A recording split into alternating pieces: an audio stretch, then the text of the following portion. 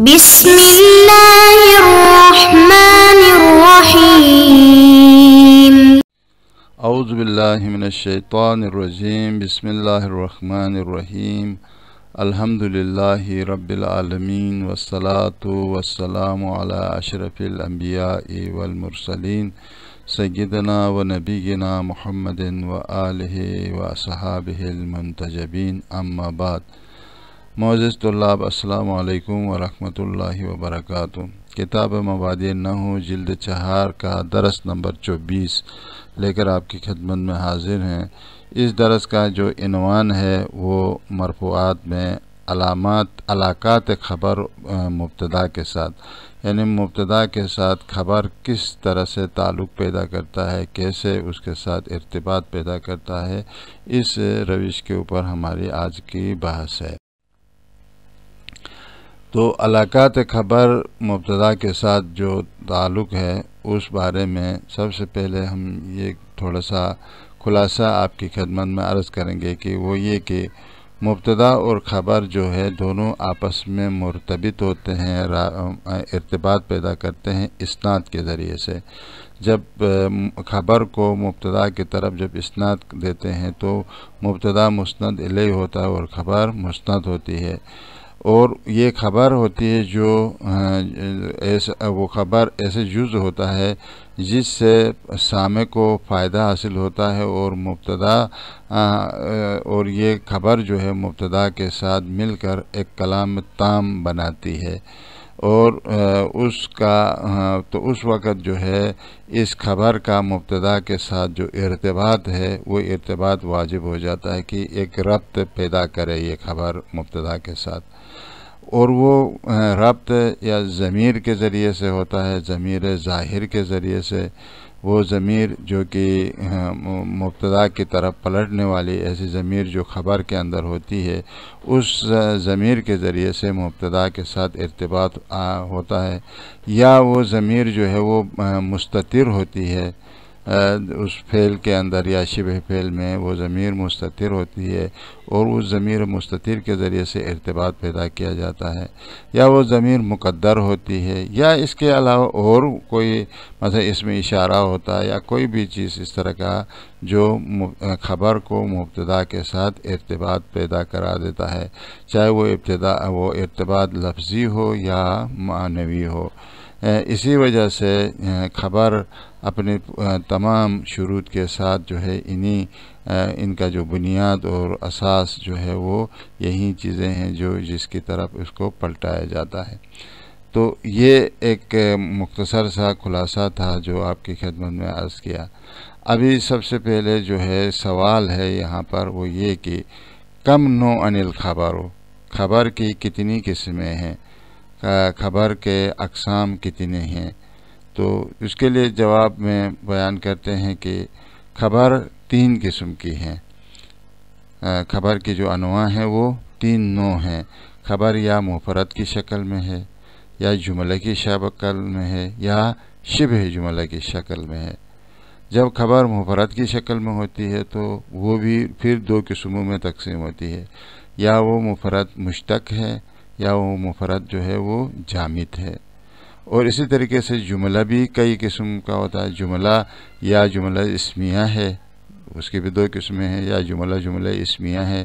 جملہ اسمیہ کس جملے کو کہتے ہیں؟ جملہ اسمیہ اس جملے کو کہتے ہیں جس کی ابتدا اسم سے ہو، تو جس کا مبتدا ہو، اور مبتدا ہوتا ہے وہ اسم ہوتا ہے، یعنی اس کو مبتدا سے یعنی جو اسم سے اس کا آغاز ہو اس کو جملہ اسمیہ کہتے ہیں.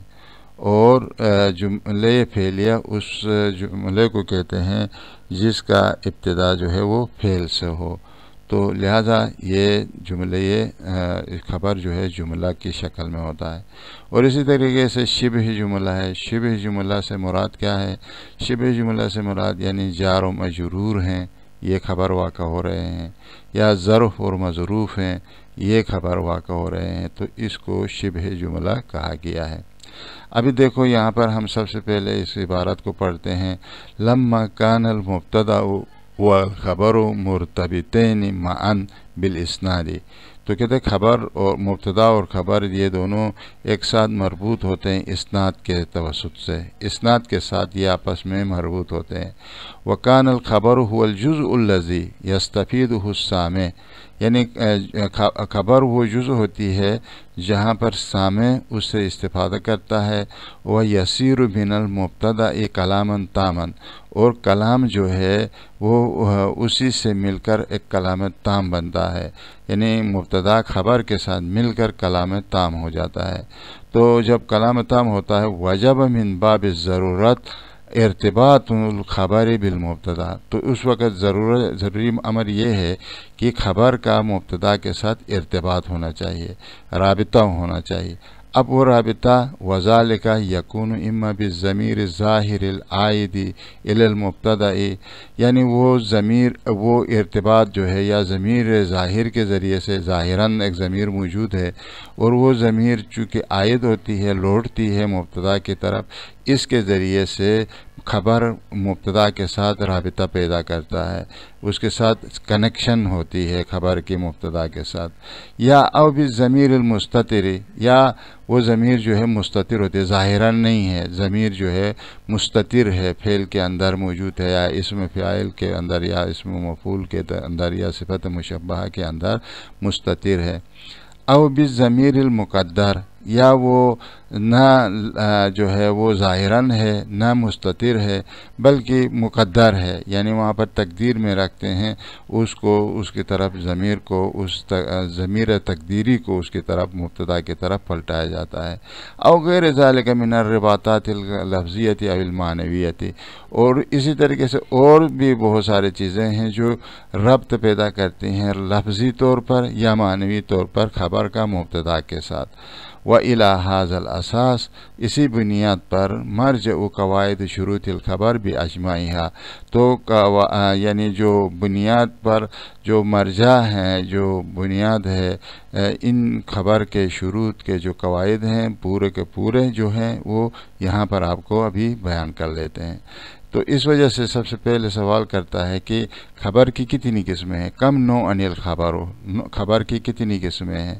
تو اس کے جواب میں بیان کیا کہ الخبر ثلاثۃ انواع، خبر کی 3 نوع ہیں، ایک مفرد، دوسرے جملۃ، ایک تیسرا شبہ جملۃ، یہ 3 قسم کی خبر ہے۔ ابھی ان میں سے ہر ایک کی وضاحت کرے گا۔ اس فائدے کے اندر جو ہے بیان کرتے ہیں کہ مفرد، جب آپ نے کہا کہ خبر کی 2 قسمیں ہیں، مفرد ہے 3 قسمیں ہیں، ایک مفرد ہے، ایک جملہ ہے، ایک شبہ جملہ ہے۔ مفرد جو ہے وہ اس کی 2 قسمیں ہیں، المفرد نوعان جامد و مشتق، ایک خبر جامد ہے اور دوسرے خبر مشتق ہے۔ اور جملہ جب خبر واقع ہو جاتا ہے تو اس وقت جو ہے وہ بھی 2 قسم کا ہوتا ہے۔ والجملۃ نوعان ایضاً، ایک جو ہے وہ خبریت و انشائیت، وہ خبری ہوتا ہے یا انشائی ہوتا ہے۔ اور والخبریت، اور جملہ جو خبر واقع ہوتا ہے، جملہ خبریہ جو ہے وہ یا تو اما اسمیت یا اسمیہ ہے۔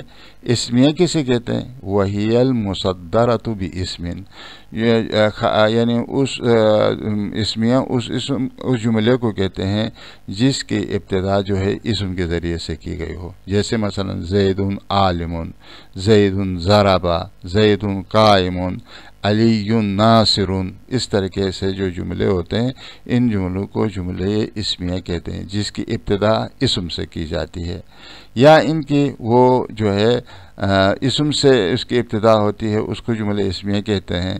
او فعلیتن، یا وہ جملہ فعلیہ ہوتا ہے، وہ فعلیہ کو کیا ہوتا ہے؟ وہی المصدرۃ بفعل، جملے فعلیہ وہ جملہ ہوتا ہے جس کی ابتدا جو ہے مصدر، جو اس کی صدر میں جس کی ابتدا جو ہے وہ فعل کے ذریعے سے ہوتی ہے، جیسے مثلا ضرب زید، نصر عمر، یا اسی طریقے سے یہ جو ہیں جملے فعلیہ ہیں۔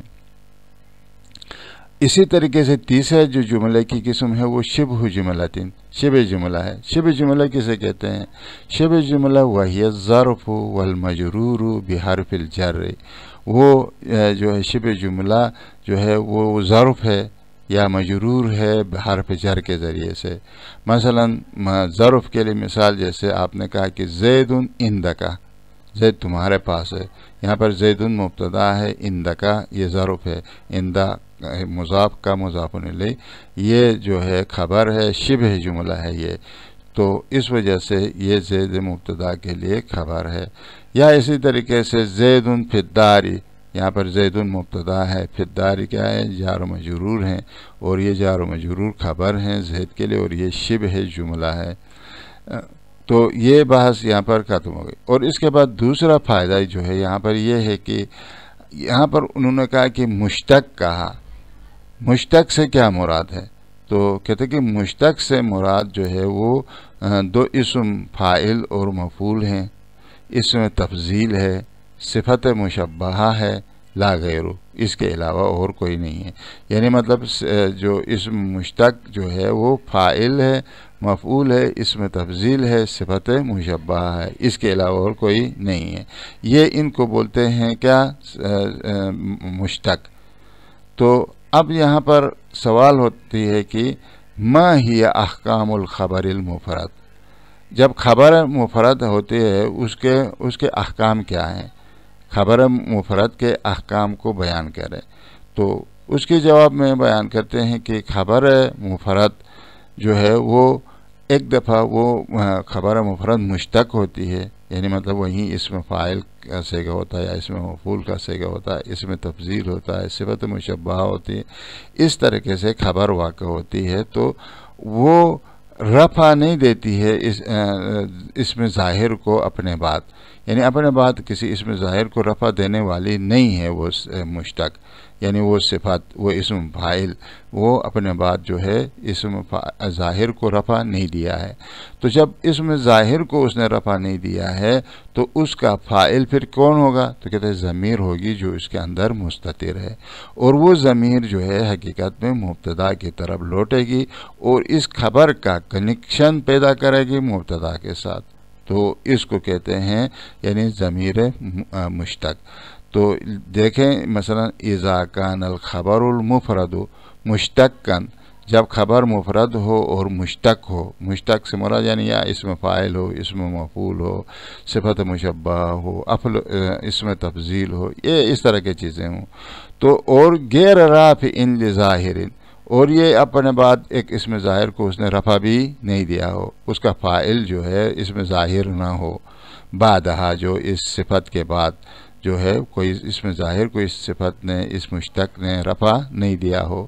تو تضمن ضمیرا عائدا الی المبتدا، تو اس وقت اس مشتق کے اندر ایک ضمیر متضمن ہوگی، چھپی ہوئی ہوگی، مستتر ہوگی، جو لوٹے گی مبتدا کی طرف، اور یہ ضمیر جو ہے اس خبر کا مبتدا کے ساتھ رابطہ پیدا کرے گی، لنک پیدا کرے گی. ٹھیک نہ ہو جیسے العلم نافع، یہاں پر العلم مبتدا ہے اور نافع اس علم کے لیے خبر ہے. اب نافع نے اپنے بعد جو ہے کسی اسم ظاہر کو رفع نہیں دیا ہے، تو لہذا نافع کے اندر ایک ضمیر ہوا مستتر ہے، یعنی وہ ہوا ضمیر لوٹ رہی ہے کس کی طرف؟ اس علم کی طرف، اور اس طرح اس ضمیر کی بدولت یہ نافع علم کے ساتھ ارتباط پیدا کرتا ہے. تو اصل میں یہ کیا تھا؟ اے نافع ہوا، یعنی یہ ہوا ضمیر جو ہے نافع کے اندر تھی. العلم نافع ہوا، یعنی یہ ہوا ضمیر اس نافع کے اندر مستتر ہے جو لوٹ رہی ہے العلم کی طرف. یا یہ خبر جو ہے خبر مفرد میں یہ خبر یا جامد ہوگی، جب جامد ہوگی تو پھر اس کے اندر ضمیر جو ہے متضمن نہیں ہوگی، وہ ضمیر اپنے اندر نہیں لے گی. ٹھیک ہے، تو ضمیر اس کے اندر چھپی ہوئی نہیں ہوگی، مستتر نہیں ہوگی. جیسے اس مثال میں دیکھو، الصمت زین، یعنی خاموشی زینت ہے، زین ہے، اچھا ہے. تو یعنی زین یہ ایک اس میں جامد ہے، اور اس جامد ہے تو لہذا اس کے اندر کوئی ضمیر بھی نہیں ہے جو الصمت کی طرف لوٹے. خود یہ زین جو ہے یہ صمت کے لیے خبر واقع ہو رہا ہے اور یہ ایک ارتباط ہے. یا اسی طریقے سے السکوت سلامت، یہ سکوتو مبتدا ہے، سلامتن اس کے لیے خبر ہے، اور سلامتن جو ہے یہ ایک اسم جامد ہے، تو لہذا اس کے اندر ضمیر نہیں ہے۔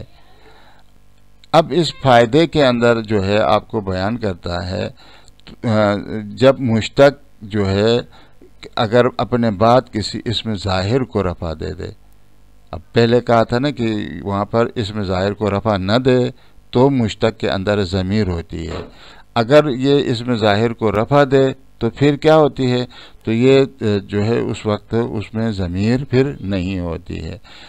تو فرماتے ہیں کہ فائدہ میں اذا کان المشتق کو رافعا لظاہر، اگر مشتق رافع اسم ظاہر ہو، یعنی اسم ظاہر کو رفع دے دے، جیسے اس مثال میں ہند قائم ابوہا، اب یہاں پر ہند مبتدا ہے، قائم جو ہے یہ اس کی خبر ہے، یہ اسم فاعل ہے، یہ مشتق ہے، اور اس نے اپنے بعد ابوہا کو رفع دیا ہے، ابو مضاف ہا مضاف الیہ ہے، تو یہ فاعل قائمون ہے، پس قائمون کے اندر ضمیر ابھی نہیں ہے، ابھی قائمون کے اندر ضمیر نہیں ہے، کیوں؟ اس لیے کہ اس کا فاعل ظاہراً موجود ہے۔ تو اب اس کا ارتباط یہاں پر ہند کے ساتھ جو مبتدا کا ہند کے ساتھ کس طرح سے ہے، تو کہتے ہیں یہ ہا جو ضمیر ہے، جو فاعل کے ساتھ جڑی ہوئی جو ضمیر ہے، اس کا ارتباط ہند سے پیدا ہو جاتا ہے، یعنی یہ لوٹ رہی ہے ہند کی طرف، مبتدا کی طرف، تو اس سے یہ ارتباط پیدا ہو جاتا ہے۔ تو لیکن قائمون کے اندر ضمیر مستتر نہیں ہے، فلا تتضمن ضمیرا، پس قائمون یہاں پر اپنے اندر ضمیر مبتدا کی طرف پلٹانے والا کوئی ضمیر اس کے اندر موجود نہیں ہے، بلکہ اس کے فاعل میں جو ضمیر ہے وہ ضمیر مبتدا کی طرف لوٹ رہی ہے۔ اور کبھی کبھار جناب یہ جو جامد جو خبر جو اب ہم نے جامد کے طور پر لے کے آئے ہیں، ابھی ہم نے پہلے کہا تھا کہ جب خبر جامد ہو تو اس کے اندر ضمیر مستتر نہیں ہوتی ہے، لیکن اگر ہم اس خبر کو اگر خبر ان چیزوں میں سے ہو جس کو مشتق کی طرف جو ہے تعویل کیا جا سکتا ہے، تو اس کو معول کیا جا سکتا ہو، تو اس وقت اس مشتق کے اندر ضمیر مستتر ہوگی۔ تو اس جیسے اسم جامد جس کو اسم فاعل کی طرف، اسم مفعول کی طرف، کسی ایسے چیز کی طرف جو ہے اس کو تعویل کیا جاتا ہے، تو پھر اس تعویل شدہ کے اندر ضمیر مستتر ہوگی۔